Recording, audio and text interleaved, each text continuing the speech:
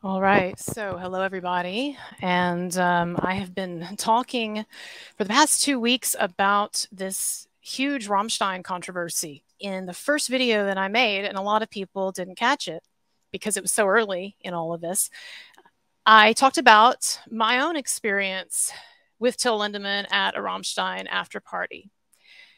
And I hate to disappoint those of you who were suckered in by the clickbait title and the clickbait thumbnail and the clickbait image, but that's part of my point. I'm sorry, though, to those of you who want big drama, but I have nothing sordid to report.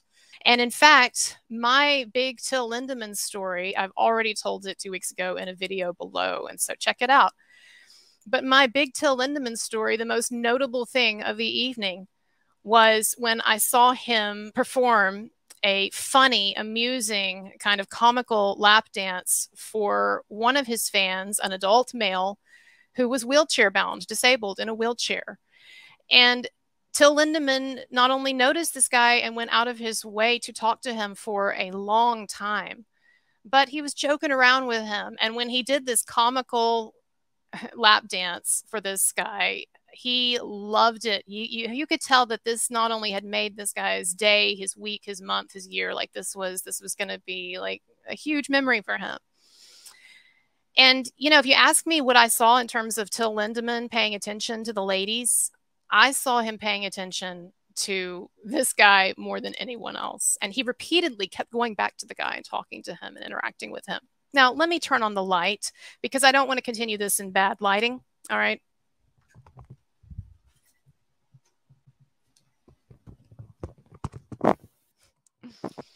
So you might ask, why are you sitting on a bed, an unmade bed like this? You've never done this kind of setup before. And that's right. And there's a point to it. And the point that I'm trying to make is the power of unconscious suggestion on viewers. We take in images all the time, and each time we receive images, they make some kind of an impact, whether it's at the conscious level where you look at something and you think, huh, that's interesting, or unconsciously. But it all has an effect on some level.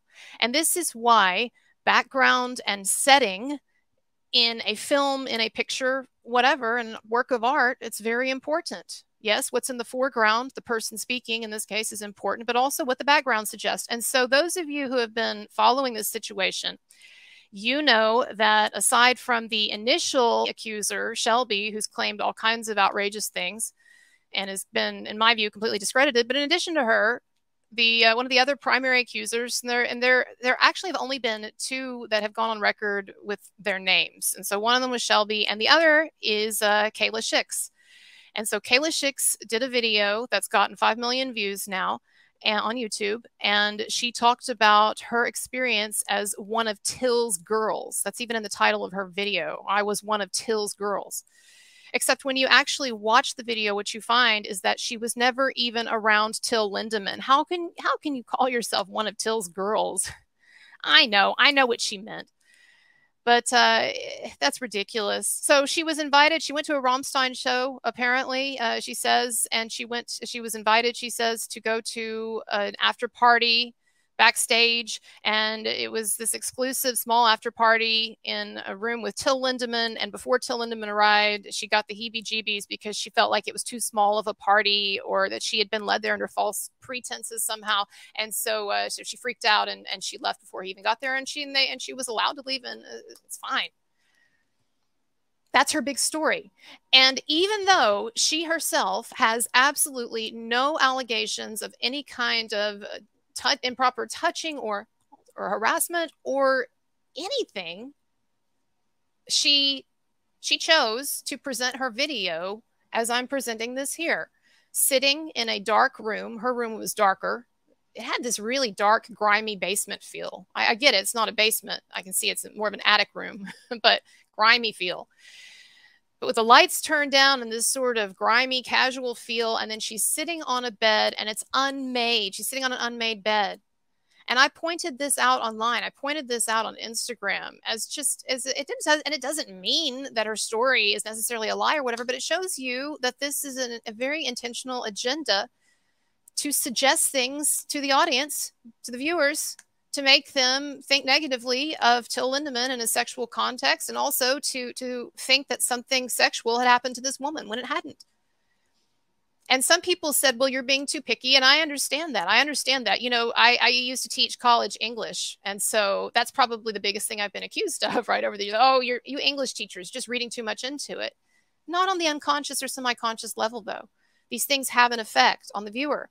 And what I'm trying to bring people's attention to is not just this Rammstein situation, but also the kind of media manipulation, increasingly sophisticated, even as it is simplistic in some ways, even as it is as simplistic as sitting on an unmade bed, that this kind of this kind of manipulation is real, it is powerful, and it is just going to be increasing as we live in a much more media mediated world. Okay. And the thing that's also telling is that I looked through Kayla Shyx's, this Instagram influencer and YouTuber who made this video that got 5 million views. That's being touted. She's being touted as one of the main Rammstein accusers, main Lindemann accusers. This video, this was the only one, as far as I could see in her entire repertoire, this was the only video of hers that is made with such a setting, with such a background. Almost none. There are a few of her videos that have the bed in the background, although it's a made bed and everything's very bright, and she's not sitting on the bed. She's like sort of sitting in front of it. It's more in the background, but generally not even any bed photos, and certainly nothing where you have her sitting on an unmade bed in sort of pajama looking outfit, like she's about to in a darkened room, like she's about to be by a big rock star, you know?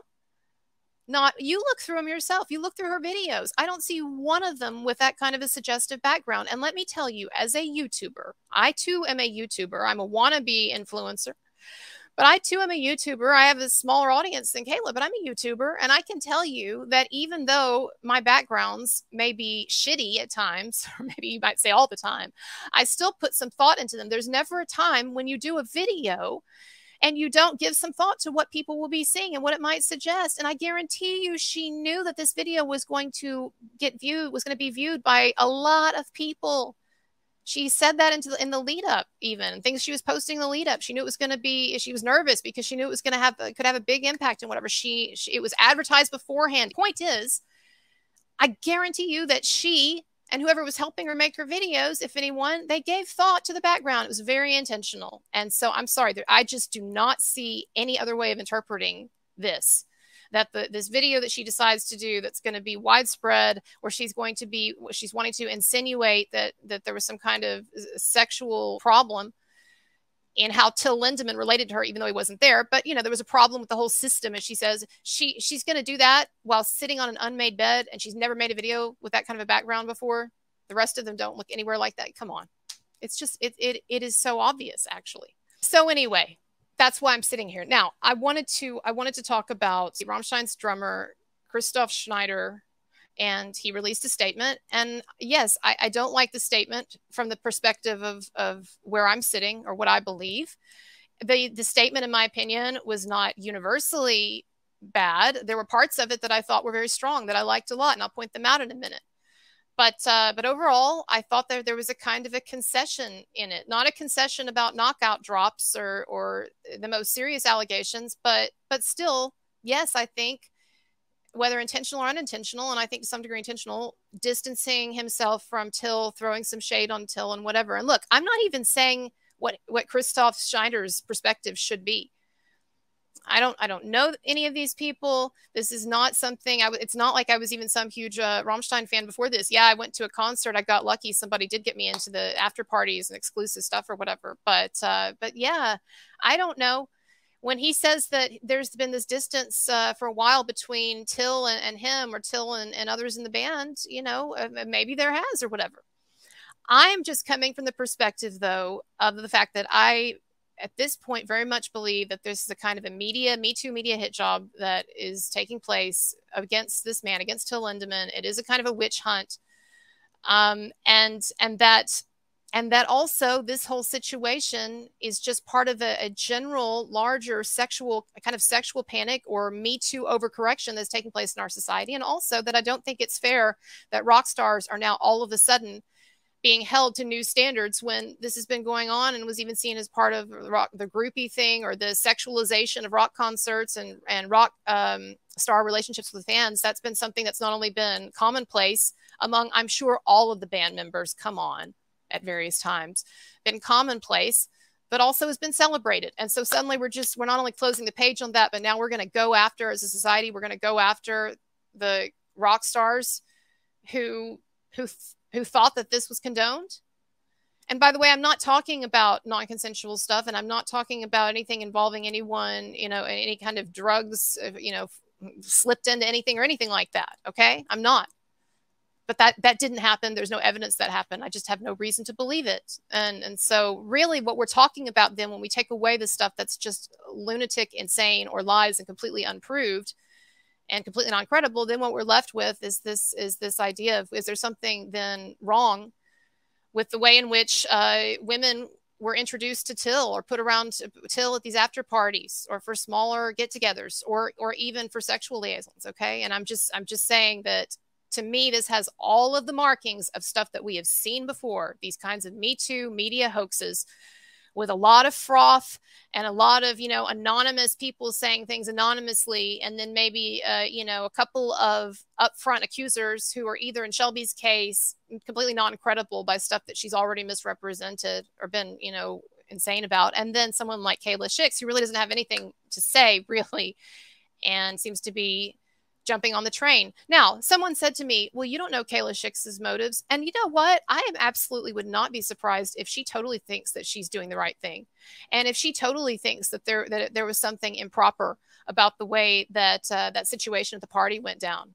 There are a lot of people who believe this shit. They do. And that's what's scary as well, is that it is getting to the point now where adult women being propositioned by men in a situation that by its very nature, to most people with a brain, would scream that there was always some potential for some kind of sexualization or sexual attention. Okay, being propositioned in and of itself, or being put into a position where one could be propositioned, that is just not, it's not SA. It's just not. And if you wonder why I'm not saying some of these terms out loud, it's because as soon as I say them, this video automatically gets demonetized. And in fact, it's probably going to be automatically demonetized anyway, just because of what I'm talking about. And do you know how long it's taking YouTube now to manually review and approve videos for monetization? I have videos from last week that have been sitting there almost 9 days. 100,000 views. People think, oh, those interviews you did have gotten 100,000 views or whatever. Like, you must have gotten some nice money from that. No, I've made about $30 because YouTube is just refusing now to monetize my videos. I've complained multiple times, whatever. I know you don't, most of you don't care, whatever, but I'm just telling you, it's ridiculous. Now, Kayla Shyx, I noticed that she kept waiting and waiting to put her video out after it was announced. And she kept even sort of apologizing to the viewers and saying, I know I said I was going to have it out by now or any day now, but I'm really nervous about it. I want to put just the right amount of everything into it. And I'm nervous, people might come after me, blah, blah, blah. Do you want to know why Kayla Shyx waited, like, what was it, a week or so to get the video out after it was announced? Because it was announced actually in the media. There was an article almost as soon as the Shelby thing happened. There was an article that came out, and a lot of people, it went unnoticed, but there was an article or two that came out in which it said that she was going to do a video. And it even had her manager, her representative, saying in the article, it's going to be out by the weekend, by the end of the week at the latest. Well, it went way beyond the end of the week. It went beyond the weekend. Like, it was a number of days. And and then it got to the point where she would get on Instagram, Kayla Shyx, and she would, make excuses or say she was just so nervous or it was just taking so long or whatever. But, a photo of her editing or something being edited. But I'm telling you what was taking so long is she was waiting for monetization. Because that 5 million views that she's gotten now on that, if she went into that fully monetized, waited for YouTube to approve it, and I guarantee you YouTube approved it.